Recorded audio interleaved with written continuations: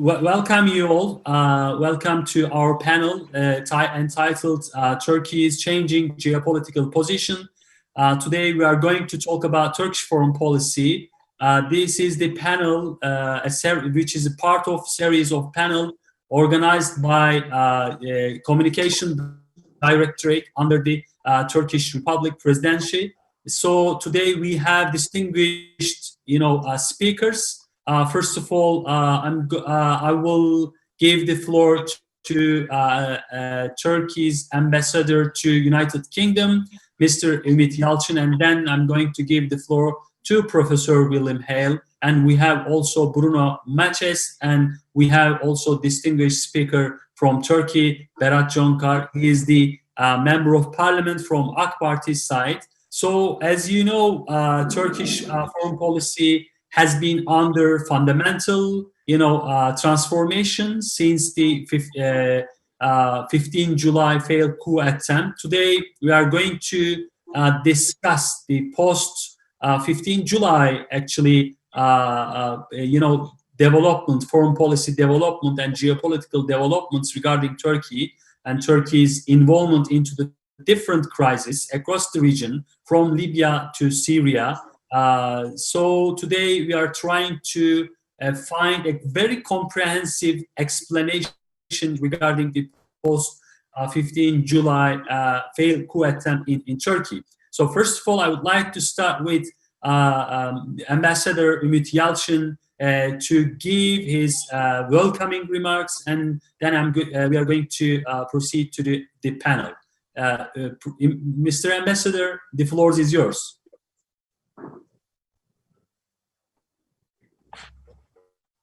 Thank you, Murat. And first of all, I would like to thank Directorate of Communications of the Presidency for organizing this panel. And also, I would like to welcome and thank to our guests, Professor William Hale and Dr. Bruno Maçes. They will share their views on Turkish geopolitical situation in the aftermath of July the 15th coup attempt. And also, I would like to welcome Mr. Berat Jonkar. He is participating to this panel from Turkey. He's a good friend of mine. I am very happy to see you all healthy after a long lockdown period of pandemic. And of course, for diplomats or intellectuals or politicians, face-to-face meetings or conferences in the room or hall are more effective tool for all of us, but this video conference is now our new normal, and because of that reason we are today coming together through this technological system.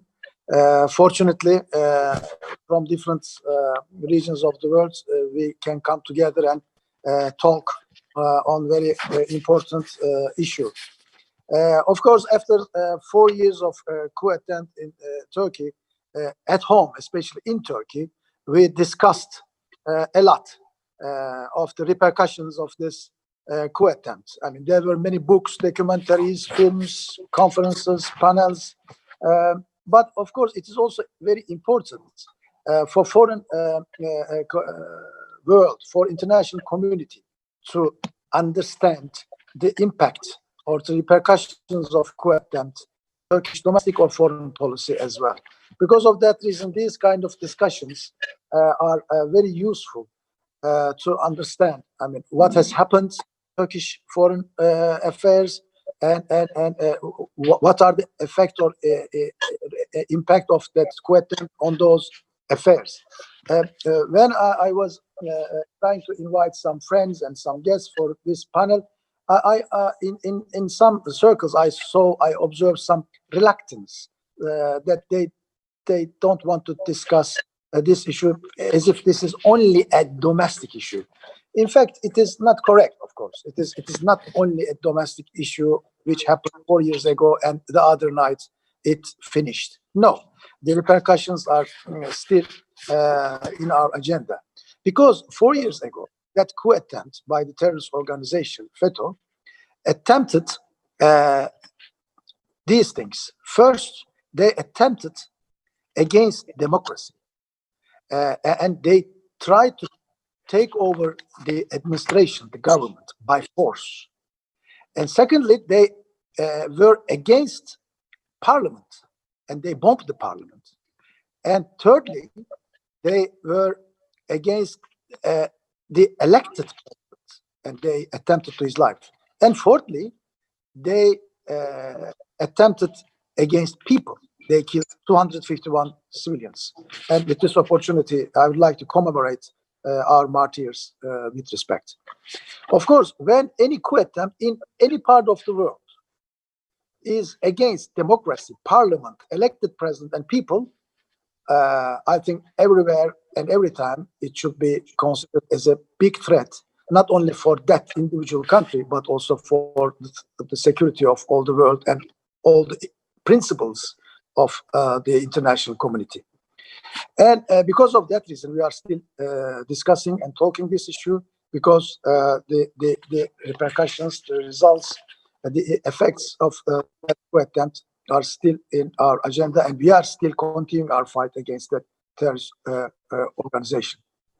And nobody can ignore these repercussions and these profound shocks effects in our domestic and foreign policy. Of course, in the aftermath of that coup attempt, we couldn't get support or empathy from international community, especially from our Western allies. And it created a trust problem.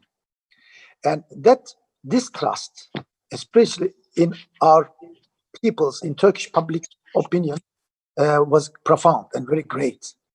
And that distrust reflected in many issues between Turkey and the USA, Turkey and the EU for the past 4 years. Maybe here I should underline one exception, that the United Kingdom. They immediately sent their envoy to Turkey after that coup attempt, and they condemned unequivocally, and they showed their solidarity and support with Turkey. And if today we are enjoying excellent relations with the UK, there's no doubt that that day, 4 years ago, their show of support to us has an important role in that.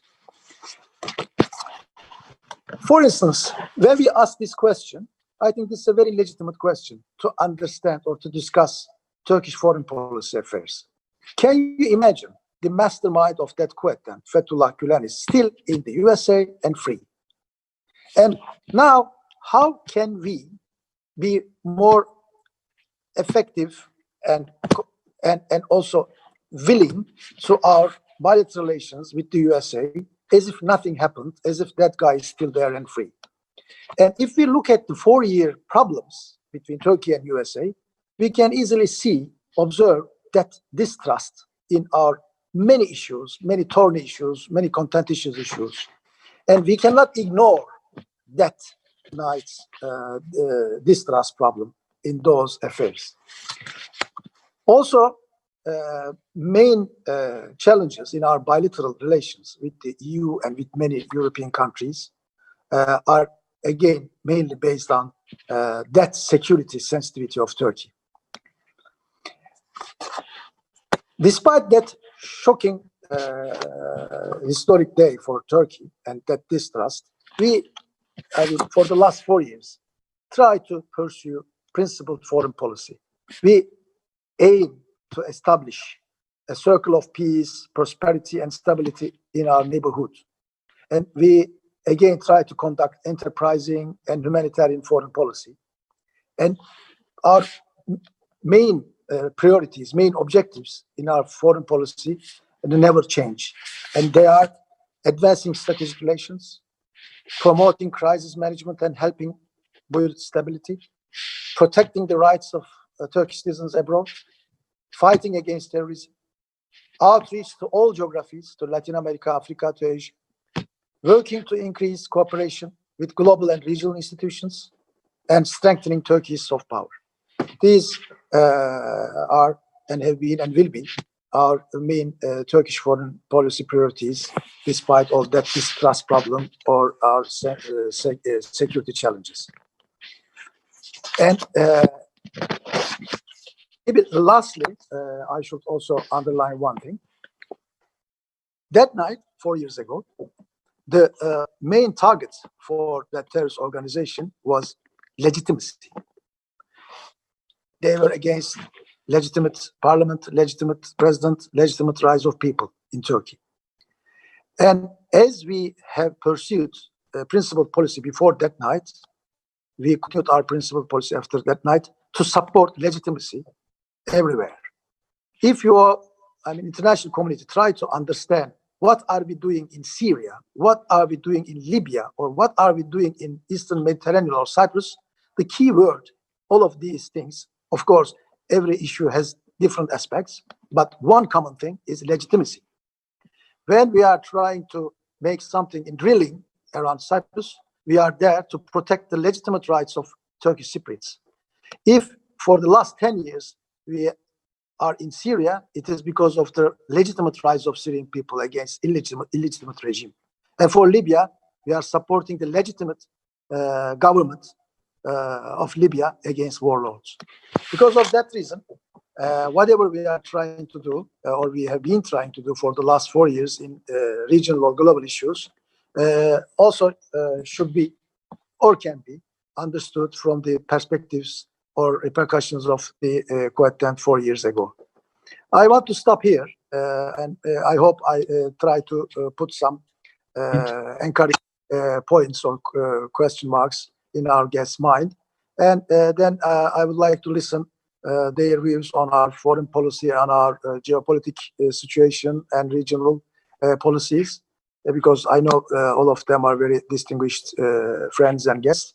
And then at the end, maybe I will share very brief views on those speeches. Thank you very much. Thank you, Mr. Ambassador. It was a very, fruitful introduction, and I think it will also help to facilitate all questions. So, Professor William Hale, you have been extensively working on Turkish foreign policy. You have published many books and articles regarding the Turkish foreign policy. And I actually have been teaching Turkish foreign policy at my university, and I used your book, Turkish foreign policy. Actually, your second version of book is talking about AK Parti's foreign policy, but it actually ended up in the early stage of Arab Spring, right?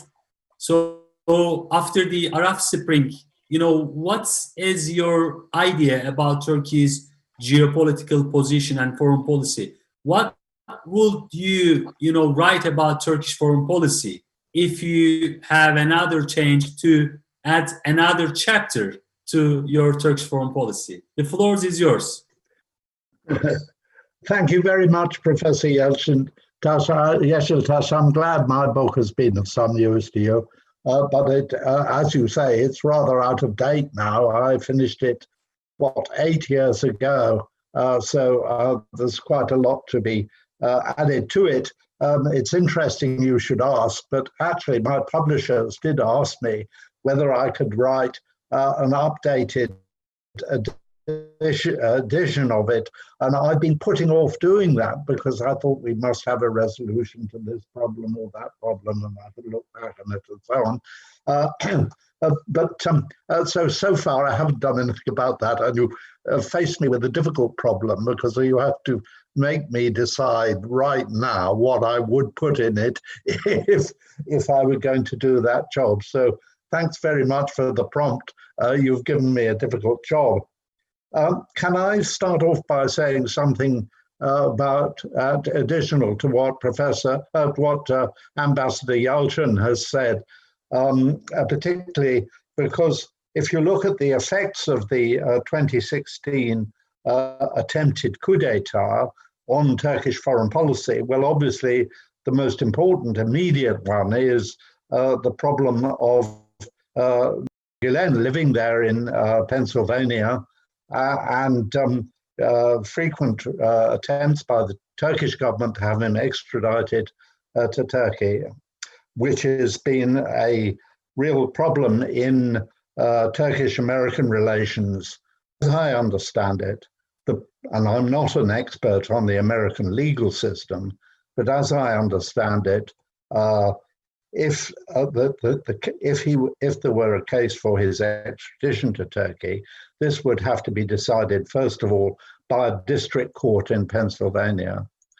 And even if that judgment went against him, and it might not, he could then appeal to a higher court and so on and so on. And so it could eventually go up to the Supreme Court even. So the legal processes in America, even if they were instituted, and I have doubts that they ever would be, but even if they were instituted, would take a very long time with an uncertain outcome, to be frank.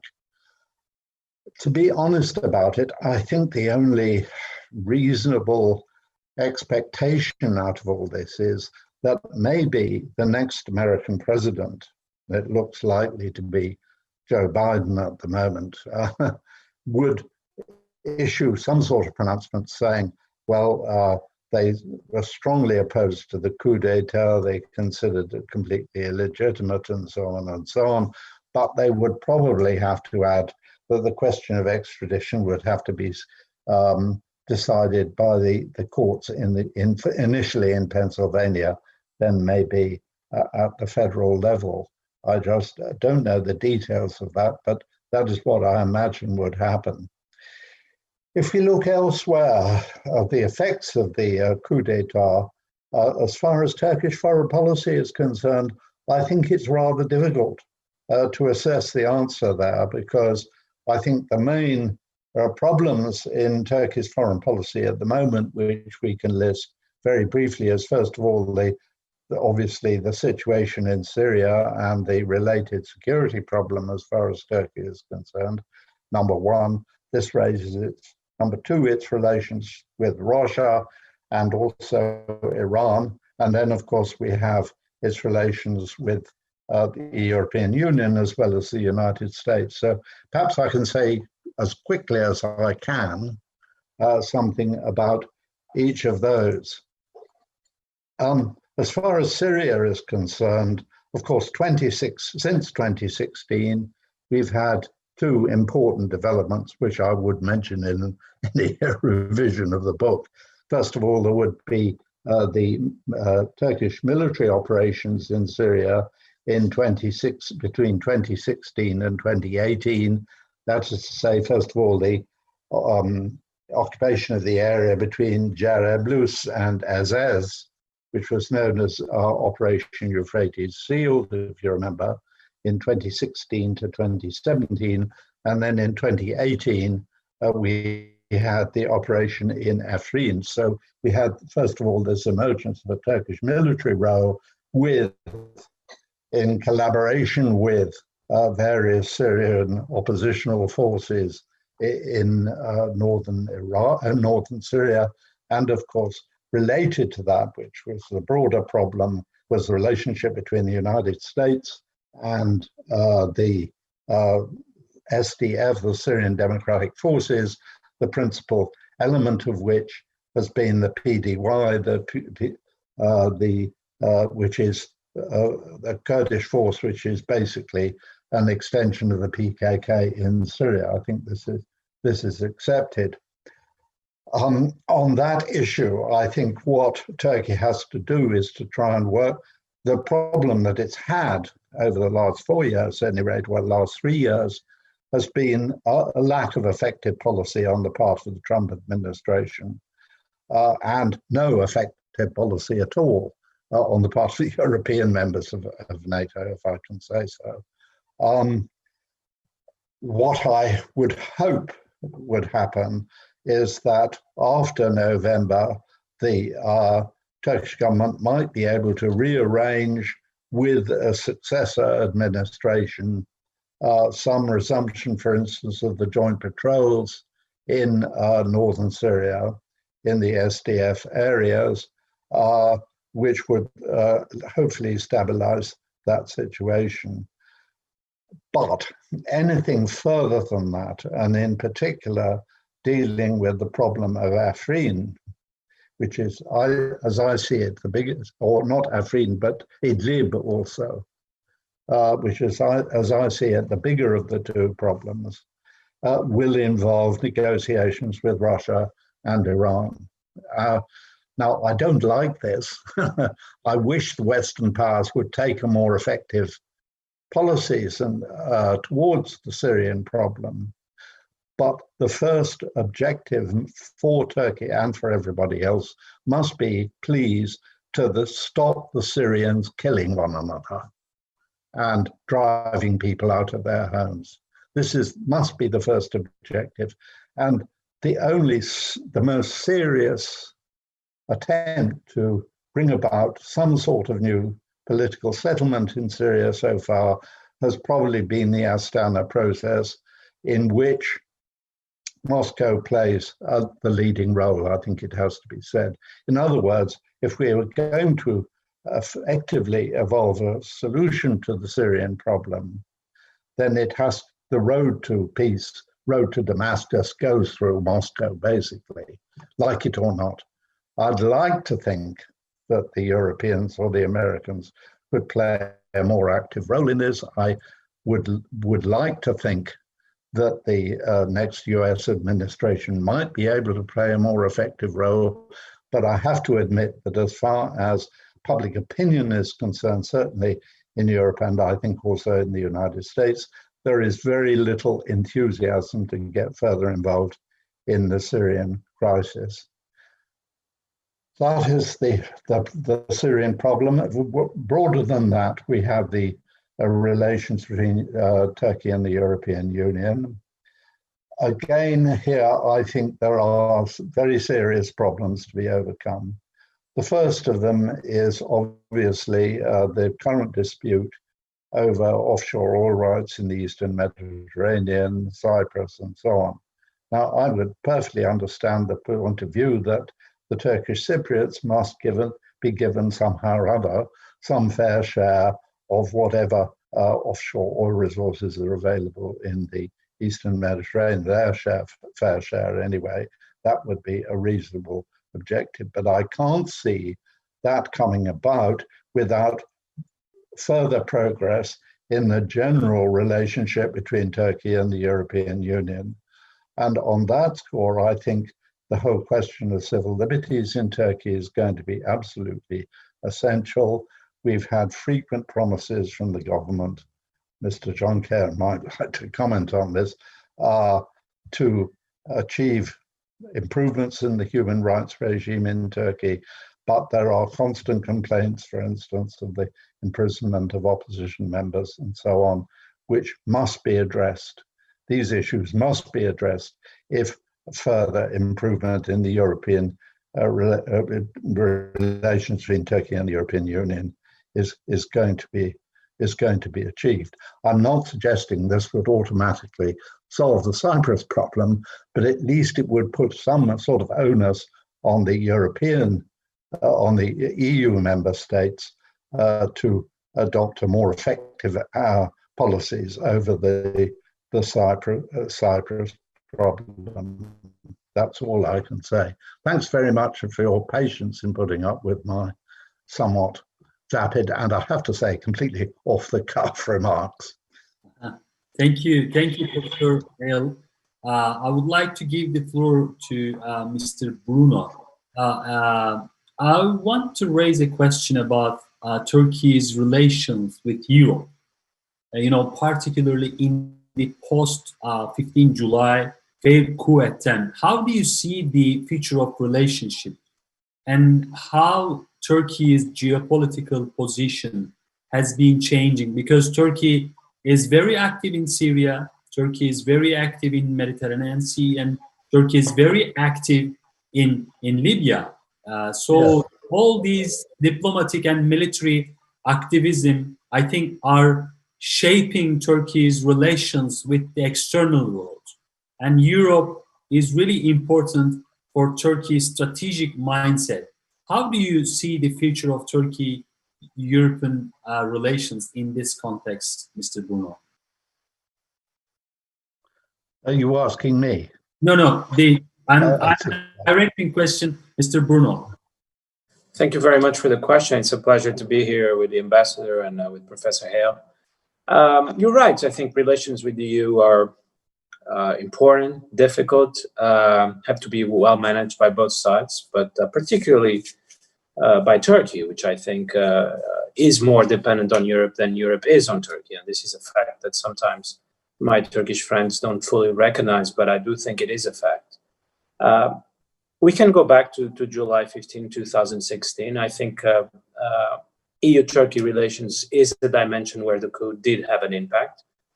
As someone said, that night reactions coming from the EU were, well, disappointed, with very few exceptions. Ambassador is right that the UK was an exception. Also, some of the small Baltic countries, let's not forget about them. They were tweeting, the foreign ministers, a couple of them still in office, tweeting that night against the coup and the legitimate attempts to take over power in Turkey. But for the most part, including the High Representative Mogherini, the reactions were perplexing. Let me say that. And that, of course, as the ambassador said, created a problem of trust. So in a way, there have always been problems. When I was in government just 2 years before, there have always been problems between Turkey and the EU, but many times they were not on critical issues involving the institutions and the regime. So now we have this polemic going on about Hagia Sophia, but I think both sides can well manage that. But when it reaches the very survival of democratic institutions in Turkey, then the question is obviously more serious. And people in Turkey justifiably think that the reaction from the EU should have been different. The misunderstanding is really staggering between the two sides, and it was revealed that day. For many months afterwards, not to say years, people in Brussels told me that they didn't believe there was any coup in Turkey whatsoever. And this is high-level officials believing that or wanting to believe that. So it revealed the level of misunderstanding, and it created a powerful dynamic of mistrust, which lasts to this day. But I think it was different from other cases in the past, because in Turkey it was taken as obviously much more serious. And it has been difficult to recover from that. I think relations fundamentally changed that day between the EU and Turkey. I don't think I'll be going too far if I say that essentially now the accession project can be used for political purposes, but it's no longer a realistic possibility, and this is recognized on both sides. Now, people might say even before 2016 it was not realistic. I'm not quite sure, because remember that year, 2015, Turkey and the EU were working quite productively on the refugee crisis, and I know some people in Turkey regarded that as perhaps a rekindling of the relationship, and all that ended on July 15, 2016. What is the bright spot in relations? I think there actually is one. Politically, the relationship is very fraught. Almost every month, there's one more focus of conflict and distrust. The Eastern Mediterranean one is particularly acute. Relations with France continue to deteriorate. There was even an issue with the non-essential traveling list of countries recently. And many other issues. The Volkswagen factory in Izmir that was cancelled. If one follows these developments, they happen certainly every month. But I do think it is possible to make a distinction here between political relations, which are in a crisis since 2016 and no real possibility of improvement, in my opinion, and the economic relationship that continues to be very sound and very appreciated by both sides. I think this is important. And it's particularly important because it's at a time when the EU regards its economic relationship with China as becoming very difficult, and with the US as well. And even Brexit with the UK raises those kind of issues. But with Turkey, I think both sides understand the relationship as being for the mutual interest of both sides. and the customs union has been particularly important for Turkey, but also for the EU. Value chains have developed. They are very deep. You can see the impact of anything that happens in Europe and Turkey, and vice versa. I remind you that last summer, I lived most of my time in Istanbul, actually, not at the present moment, but we'll probably be going back in August. And I remember last summer, of course, there was a moment of economic crisis, which then didn't fully materialize in Turkey. And you could, but things were difficult for a while. And you could see the impact in Germany. You could see the numbers of GDP in Germany suffered, and in large part because of that, particularly Germany and Turkey. Their economies are deeply integrated and interdependent. So I don't see any of the dynamics of economic confrontation and competition, which have been hardening when it comes to EU-China, EU-US, and others important bilateral relationships. I think it's quite possible for Turkey, and I know this is a priority of Turkish foreign policy, to try to keep separate the economic relationship and the political relationship. Libya obviously is going to be a flashpoint, but it is possible, I think, to keep that separate from the economic relationship. One French MEP today made some statements about Turkey and Libya. Manfred Weber from EPP a few days ago, statements that, if you really take them literally, you see how difficult political relations are right now. But it's possible to preserve the economic relationship. So let me just make 2 or 3 very quick comments on the more general question of geopolitics. I won't develop them because I took too long developing the EU-Turkey angle. But what do I think about the impact of the coup attempt?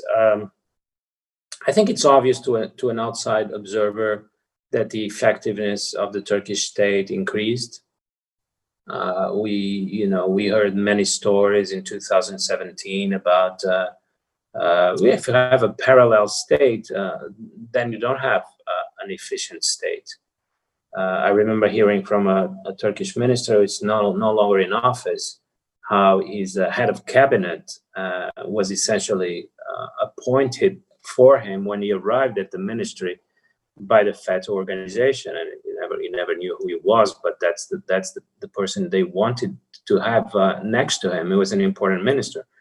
I think these things have disappeared, and you see the effectiveness of the state is different, more able to conduct an ambitious, bold foreign policy. Counterterrorism policy has also improved dramatically. So I think that's how it looks to an external observer. Relations with the US have improved after Obama.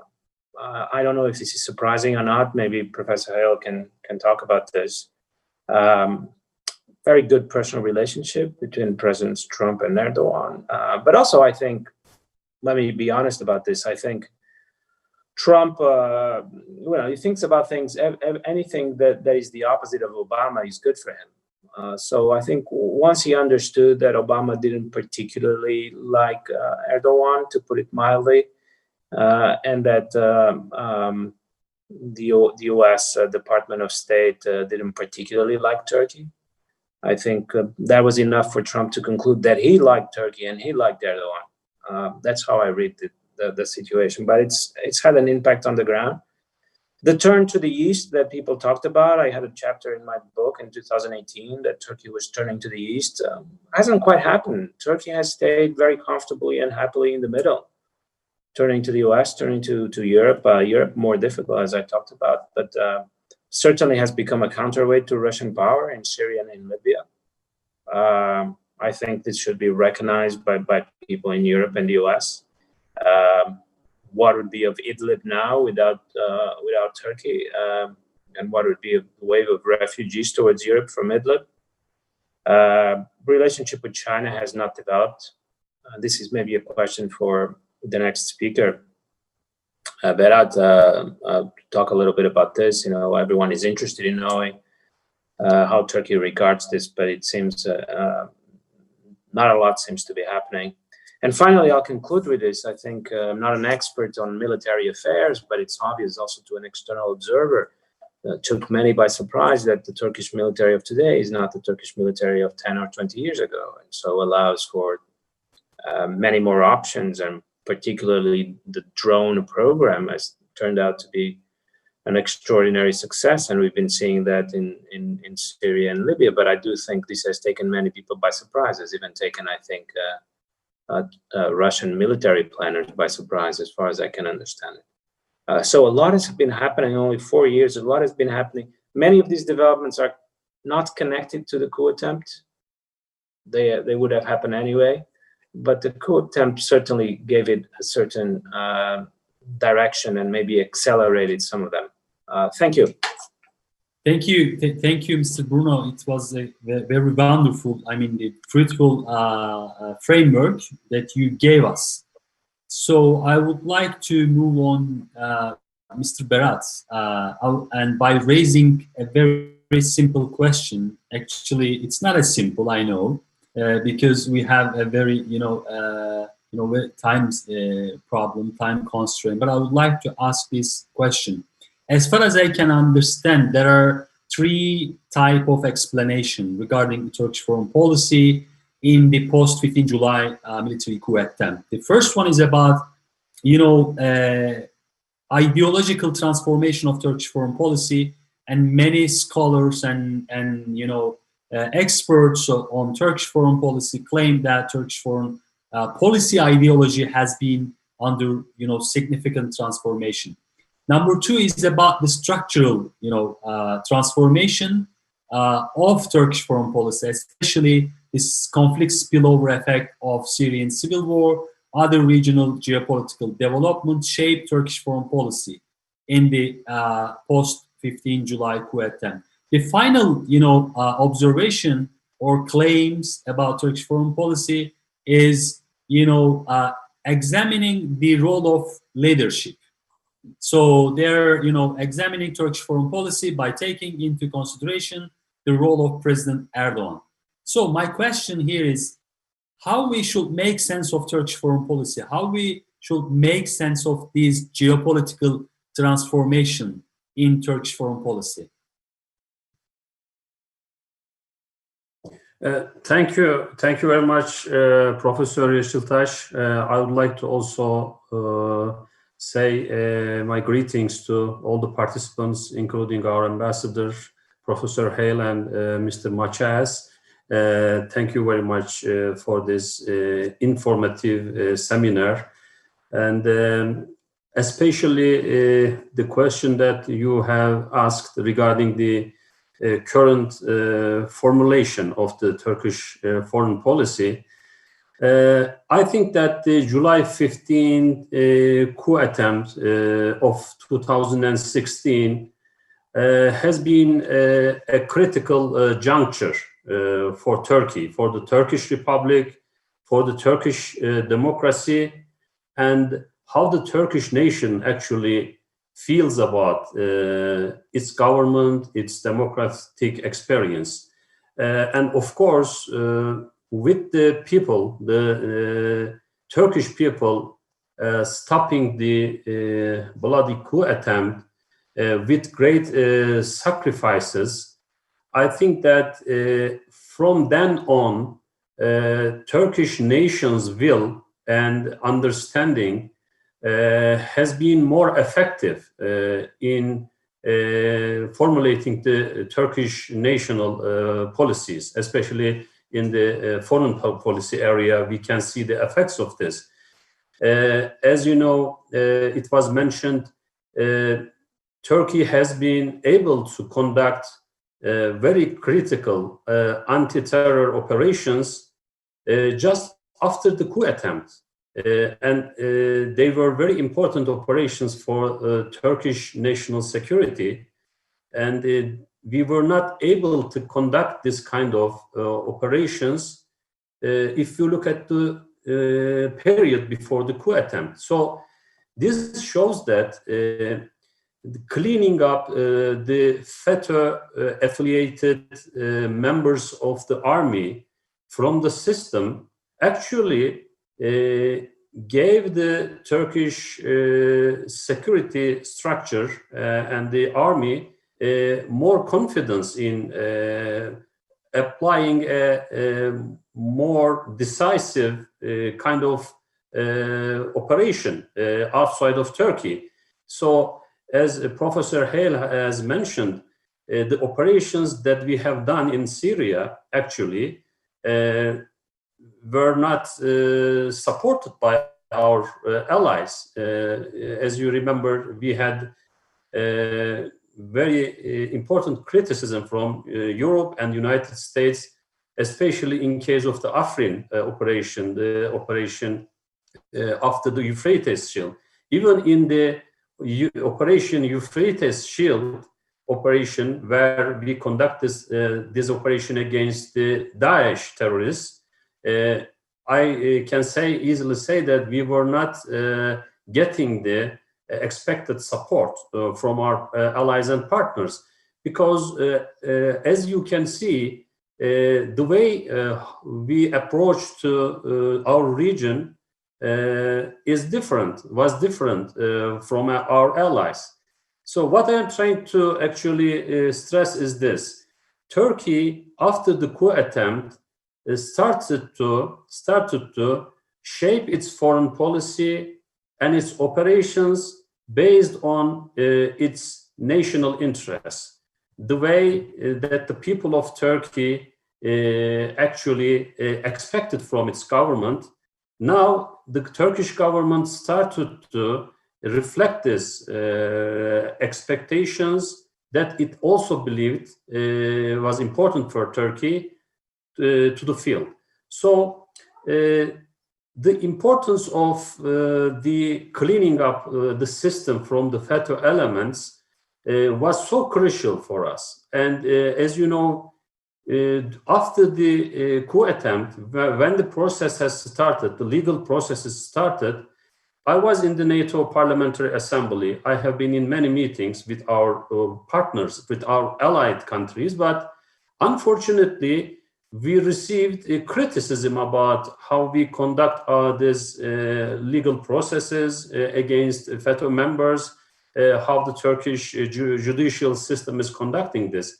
But those were so important for Turkey, so critical for Turkey, that our country could defend its national interest inside and outside of our country.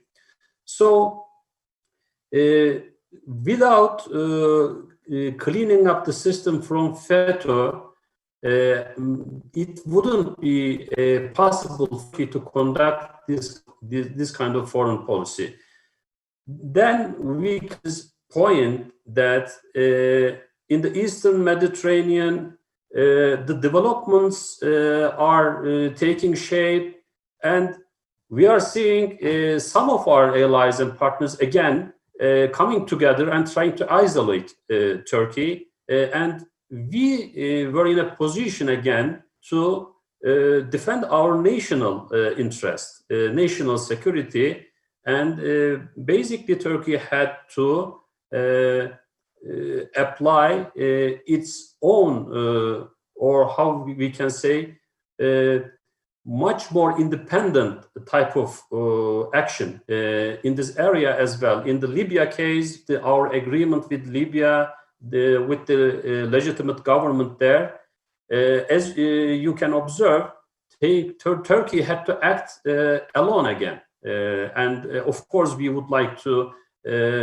bring our allies and partners together and to be on the correct position.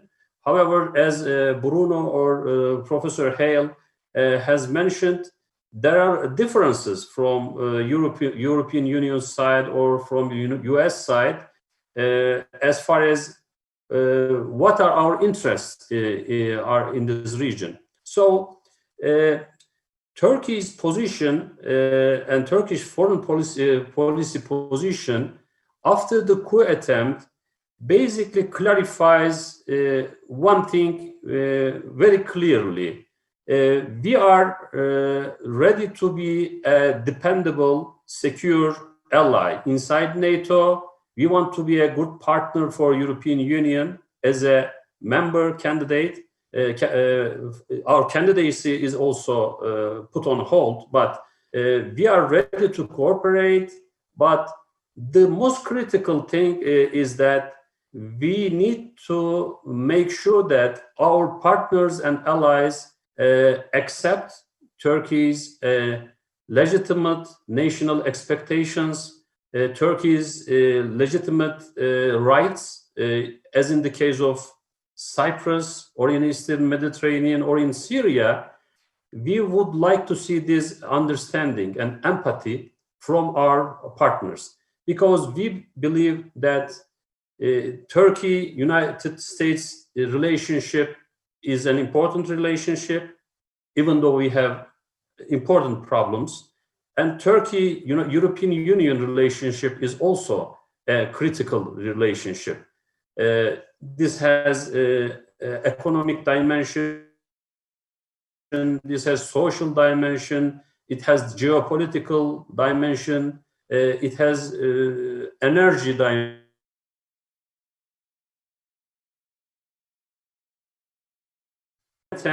And with the elimination of FETÖ from the system, now we are at a position that our partners, our allies, try to come to terms with the new situation. Because when you look at the Turkish society, the Turkish nation, you will see that maybe most of them, maybe 95% or more than 95%, have very strong negative reaction or emotions or understanding against FETÖ. So without the affiliation, the party affiliation, political ideology doesn't make any difference. Whoever comes to power in Turkey is going to be against FETÖ, fighting with FETÖ, and this kind of illegal structures. And our Western partners should come to a position that we have a new reality. If the Turkish nation has a very strong will and emotion about this group, we also need to adjust our positions. We need to also make sure that the Turkish nation sees that in Europe or in the United States, we also care about Turkish nation's interests or security. I think this is the most important issue. As a parliamentarian, I would like to convey this message to our friends in the West, especially that we would like to be a country that can be trusted, that can be cooperated with, and it would be possible for Turkey to bring very positive, actually, contributions to our partners if we get the same kind of reaction, if we get the same kind of attitude from our partners. When Bruno mentions that European Union has a different view from Turkey, for example, in the case of Cyprus, actually, how we see it from Ankara is this: because of the interest of southern Cyprus government there, and since they are inside the European Union with a process which is not actually satisfactory for Turkey, and which cannot be even actually defended by the European Union, because without solving the problems in Cyprus with the Turkish Cypriots there, it was taken inside the European Union with a very wrong process. So now that kind of wrong decision by the European Union now is multiplied. The problem is multiplied because now they would like to use European Union, they would like to block Turkey, and they basically harm the relationship between Turkey and the other European countries. So I think that we have to be very honest, very clear when we look at the Europe-Turkey relations, for example. If we do not go into the root causes of what we are going through today, I think we will not be able to progress further. In the past, we would have more chances to come together, to have more dialogue, and put the problems on the table and discuss.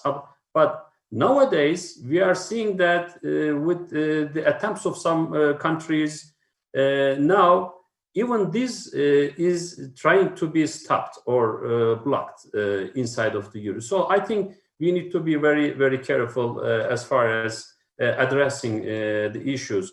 The last point I would like to mention is that, of course, as a person who lived through this traumatic experience in the night of the coup attempt, it's very difficult to, of course, identify who is a criminal or who is not a criminal, who is a supporter of a terrorist group or not.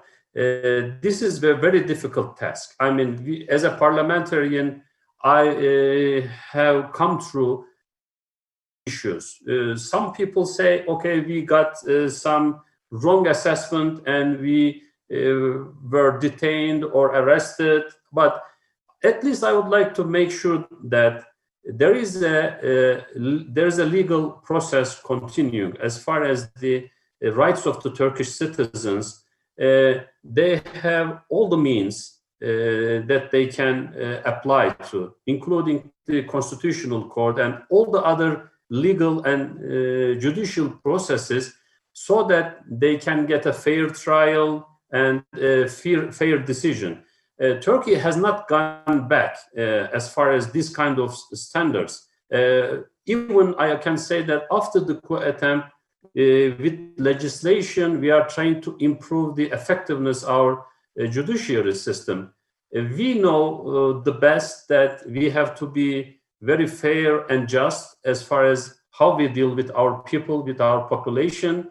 We are aware of this kind of issues. And I would like to make sure that if we can build the trust again with our Western partners, allied countries, and cooperate especially against the terrorist organizations, whoever they are, whoever goes and uses violence to achieve their means, if we come together in this concept and if we can re-establish our trust, I think that many of the problems that we are talking today will disappear and will go away. So I would like to finalize my remarks with the hope that we can go in this direction. Thank you, Mr. Jonkar. It was also a very fruitful contribution from your side. Of course, there are many challenges for Turkish foreign policy as well as Turkish relations with the external world. In this session, I would like to raise a very quick questions, and I would like to, know your idea, your assessment about the future. And I would like to start with Ambassador Yalçın by asking the very simple question. As you know, the world is under a very, fundamental challenge posed by Corona-19. I mean, Corona pandemic, coronavirus. I would like to know your assessment about the impact of coronavirus over international system and particularly Turkish foreign policy. How do you see the future of international order and particularly the location, the position of Turkey in it?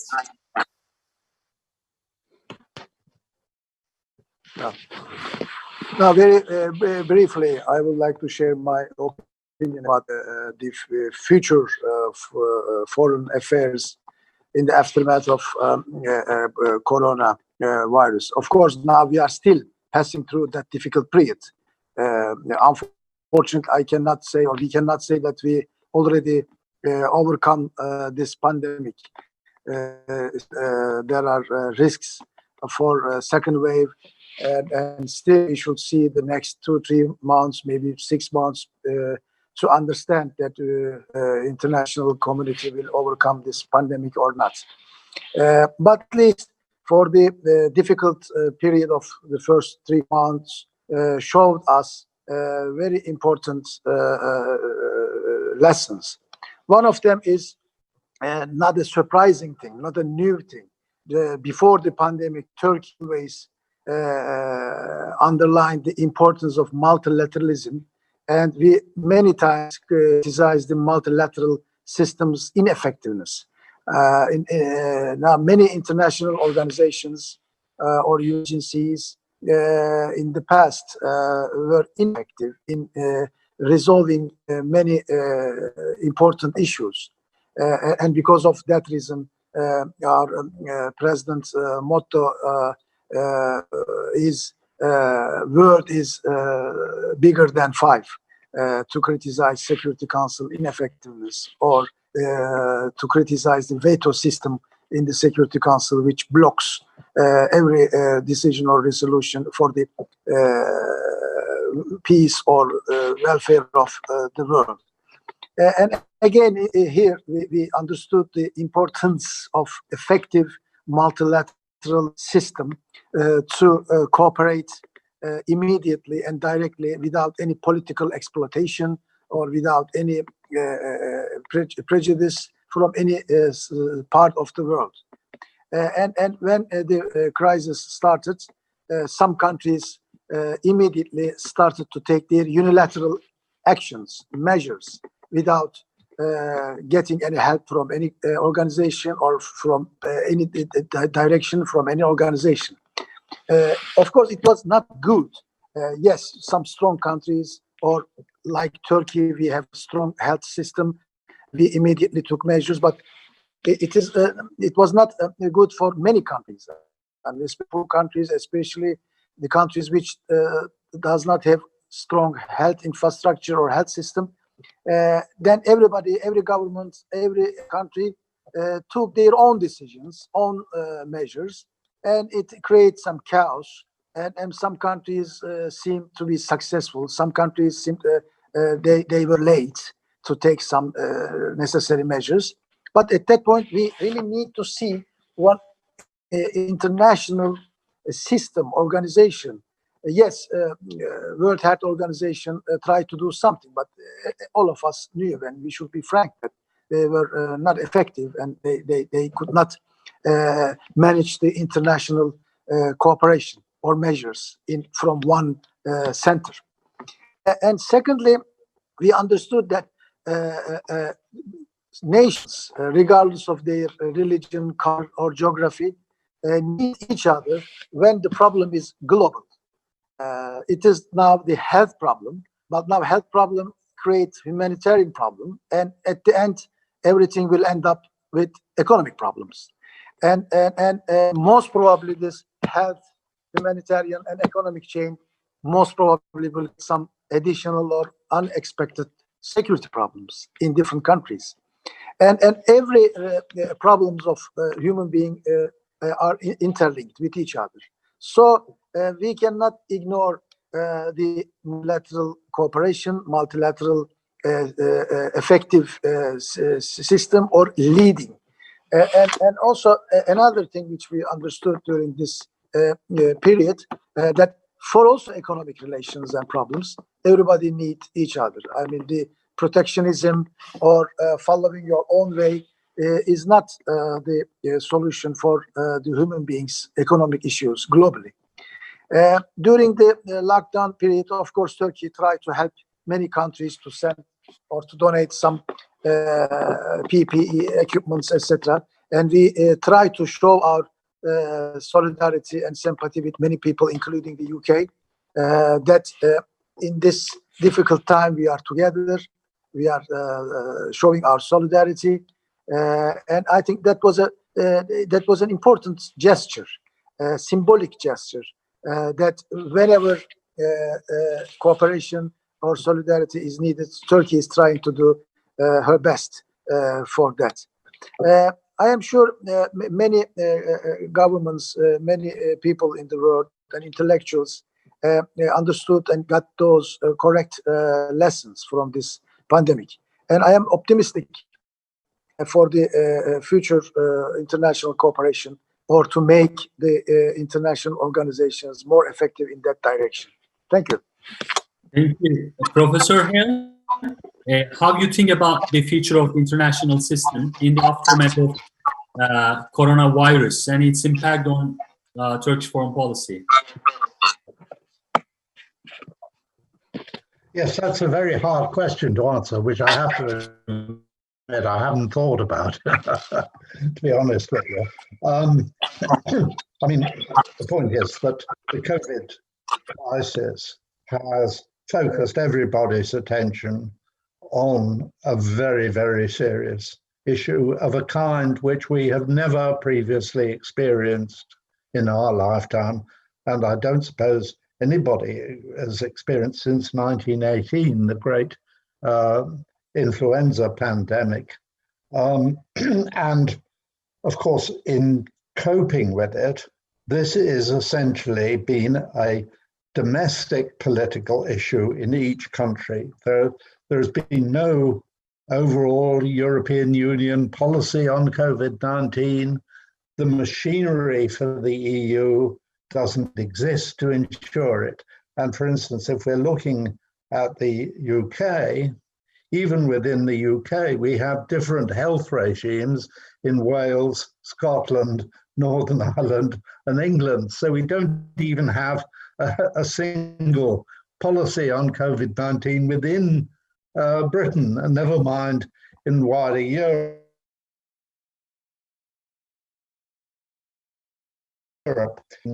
About this is that in Britain, at any rate, and I can only speak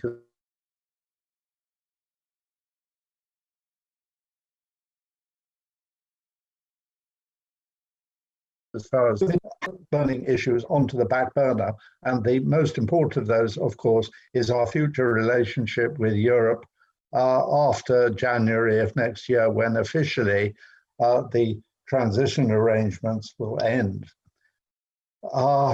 The Johnson government has been quite interesting in that it has significantly shifted its position on some economic issues domestically. That's a very interesting change. It has been forced to recognize the need for greater public expenditure. It's been forced to recognize the need for more spending on welfare services, especially the health service. This has been a very important change, which we hadn't expected, to be honest, from Boris Johnson. But on the essential issue of our withdrawal from the European Union, which I personally, I have to say, heartily regret. I think it was a very serious mistake on our part, but nevertheless, I'm afraid it's happened and it's not going to go away. The issue is going to come up next January. Now, at the moment, what the government is saying is that it wants to negotiate an agreement with the European Union, which will incidentally keep Britain outside the customs union. It is very difficult to negotiate. There are strong objections to this on the European side. There are very many serious problems to be overcome. And it is possible that by 1st of January next year, we will not have had an agreement with the European Union. The danger is that we will then have to go into what is called a no-deal Brexit, which means simply that we are under WTO, World Trade Organization rules in our relationships with the European Union and incidentally with Turkey, because Turkey is a member of the customs union with the European Union. So it does affect our relationship with Turkey quite severely. I sincerely hope that we don't get a no-deal Brexit. I think there is a danger that if they did, there's a possibility that if a no-deal Brexit was on the table, that a substantial proportion of the Conservative Party, say nothing of all the opposition parties in Parliament, would oppose a no-deal Brexit, and that the Johnson government would have to go back to reconsidering its options, including possibly staying in the customs union, to which there would also be strong objections on the part of the backbenchers in the Conservative Party. So this issue is going to dominate British politics over the next, over the winter, I would say. But by the end of the year, this is going to be the dominant system, always assuming that we don't get a second wave of COVID-19 and are back into the sort of situation that we were in last March, which, heaven help us, I hope we aren't. Sorry for those not very well organized remarks. I hadn't thought carefully about this. It was simply off the top of my head. My apologies for some illogicalities there. Thank you. Thank you. Mr. Bruno, how do you think about this question? I mean, the post-coronavirus era in world politics and the Turkey's position in it. Could you please turn on mic? Okay. I think it is good now. It is a very difficult question, actually. I have a friend who sent a book proposal to a publisher already in March at the beginning of the pandemic about the impact of COVID on world politics. And now I think he regrets it because it's been 4 months and things are still not very clear. And of course, some people think that it won't have an impact, that it will have enormous impact in our lives, but that it won't have an impact in the world system or in world politics. I think so far the impact we've seen is world politics has become more conflictual, more confrontational, particularly between the US and China. And that is certainly connected to the pandemic. I think as countries face problems responding to the pandemic, as they start to face the economic consequences, it's inevitable that their posture will be more competitive. Resources are scarcer, more limited. Their public opinions are angrier. And so it's much easier for different political and economic relationships to become more conflictual, more frayed. I think we've seen that. I think it will continue. It may potentially get worse.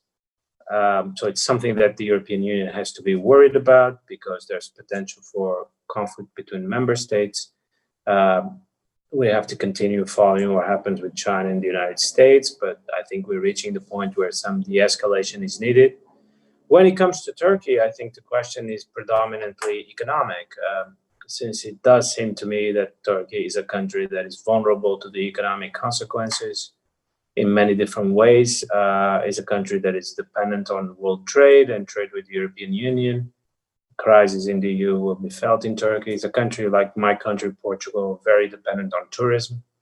I think Portugal and Turkey are in the list of the top 10 countries in the world more dependent on tourism revenue.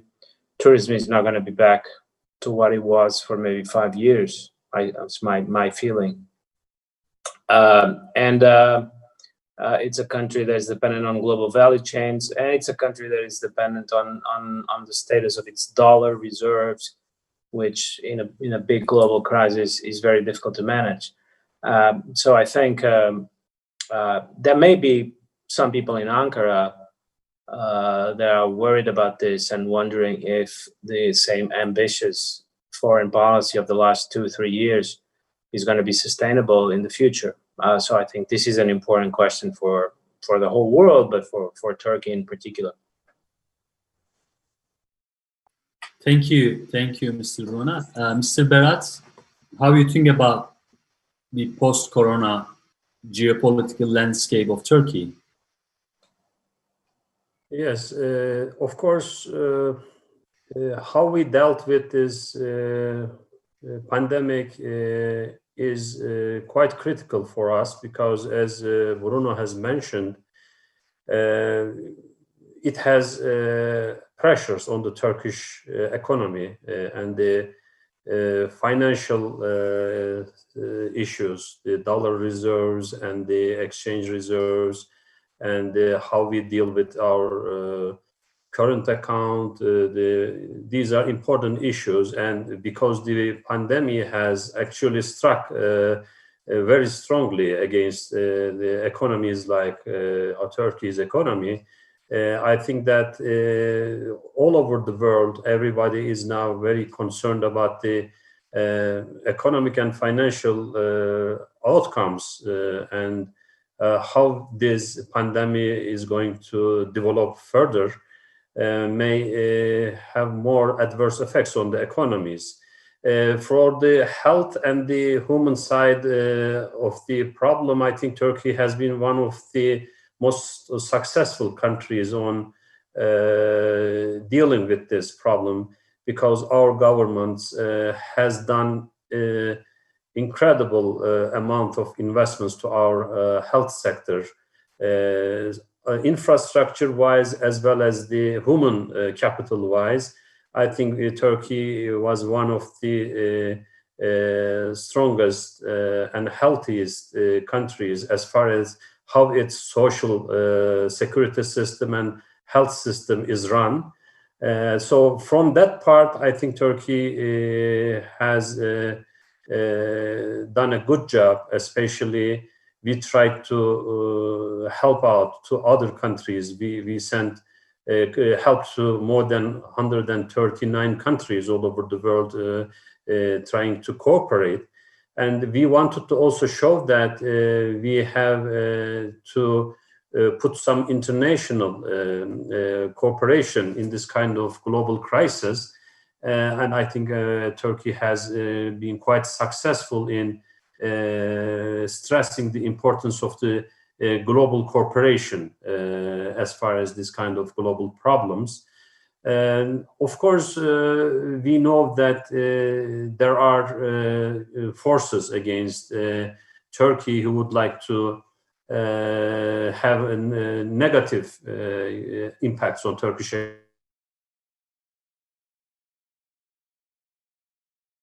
economy, and we are taking our precautions for that. We are trying to depend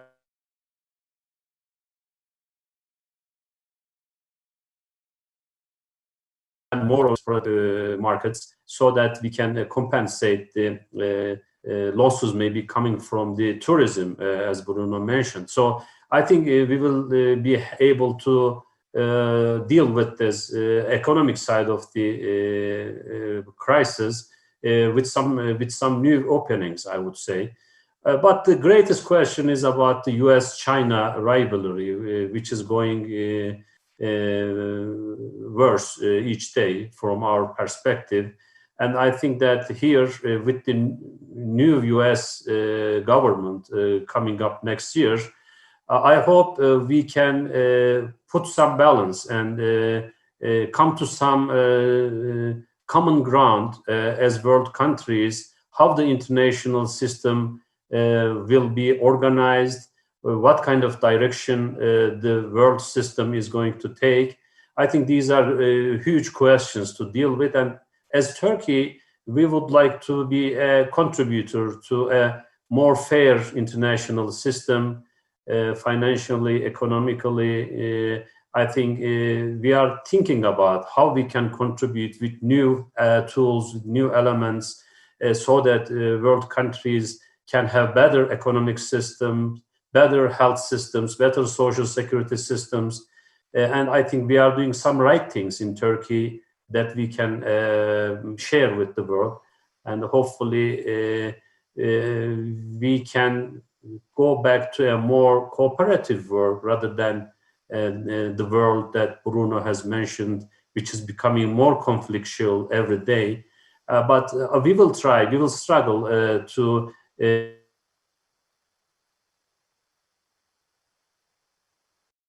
rational system where cooperation is much more valued.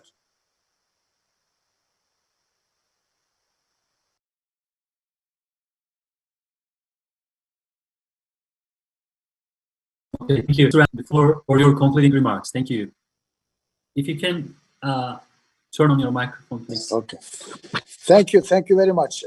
Listening to all our friends enlightened me a lot, and I think it was useful discussion on the matter of coup attempt after 4 years of that coup attempt. And I took some notes of some very important statement of our friends.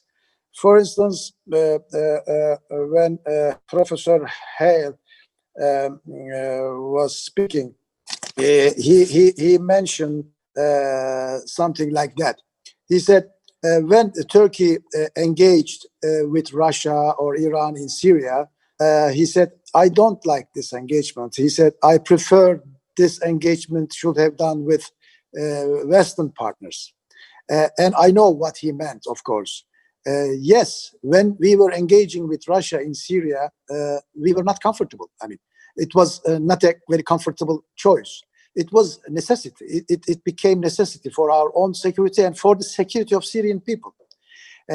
If there was a coup, if there was not a reluctance from especially USA and some Western partners, then of course we would have done all these engagements with our Western allies.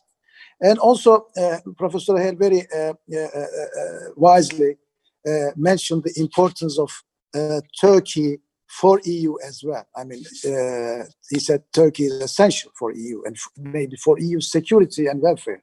This is also another thing.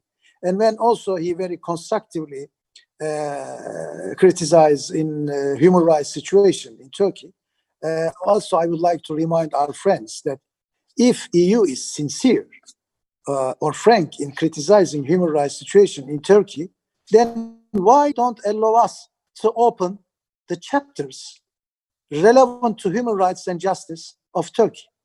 You know, criticizing only is a very empty thing. If you want to see more improved legal system and human rights system, I mean, for EU, then they should allow us to open the relevant chapters for accession process. Then we should work together. Then it means when they are criticizing, especially EU is criticizing human rights and legal system in Turkey, I want to say that they are not very sincere. And also Bruno mentions very important things, especially he said misunderstanding is still staggering, I mean, between sides. Yes, I agree with him. As also at the beginning, I tried to explain the reason of that misunderstanding of distrust between Turkey and some Western European countries. Also, I like two things, his statement. One, yes, there were many problems. There are some problems between Turkey and some Western allies, but he said economic relations are very sound. I mean, this is very important. Still, I mean, our economic relations with European countries are our strong suit. And I believe, for instance, for Cyprus, for hydrocarbon activities can be used as a leverage to seek for resolution of the Cyprus issue. And also he mentioned a wonderful thing. Turkey is turning his face to east or west. No, he said Turkey stays happily and comfortably in the middle. I think that's very important thing and very correct thing. And also he said after the coup attempt, maybe the results of the coup attempt it gives some direction to the Turkish foreign policy and maybe accelerates some issues between Turkey and Western friends. And also Berat Çonkar underlined many important things.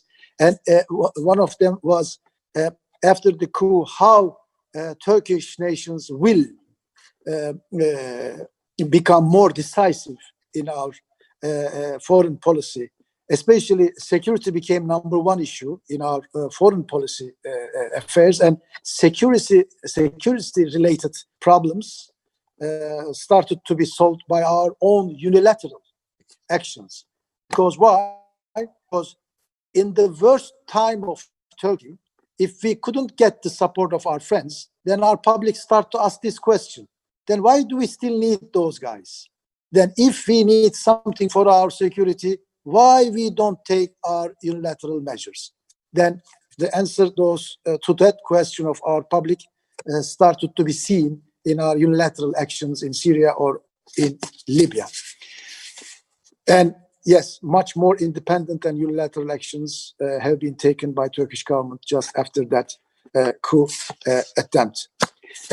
Yes, many things can be answered in our foreign policy or activities in our region by this very simple question. Turkey wanted to realize cooperation in regional issues with Western partners many times and in many places. In Syria, we many times said to our partners, let's do together what it's needed against Daesh. But they did not approach this. Then we took our unilateral action. In Cyprus, let's do together, share the energy resources between Turkish and Greek Cypriots. They said no, and then we took our unilateral action. And in Libya, let's find a political solution by supporting legitimate government based on United Nations Security Council resolutions together. And some parts said no, and then we took our unilateral elections. We are still in the same position to make common and joint actions to solve the global or regional issues with our Western allies. But if we cannot get that support or empathy, then of course, especially just after that coup attempt, we had to or have to take our unilateral actions, especially for security-related issues. For the future, yes, Bruno drew a little bit pessimistic scenario, and I tried to be a little bit optimistic. Actually, my intellectual side is pessimistic, but my diplomat side is willing to be optimistic. Otherwise, if we cannot be optimistic, then there is no job for diplomats.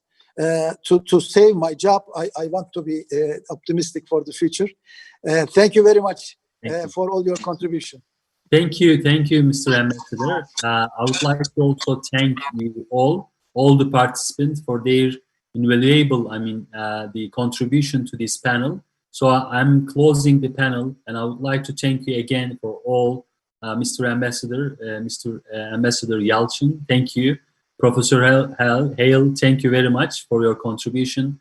Mr. Bruno Maches, thank you very much for your contribution. And Mr. Berat Jonkar, thank you for contribution. So thank you for all.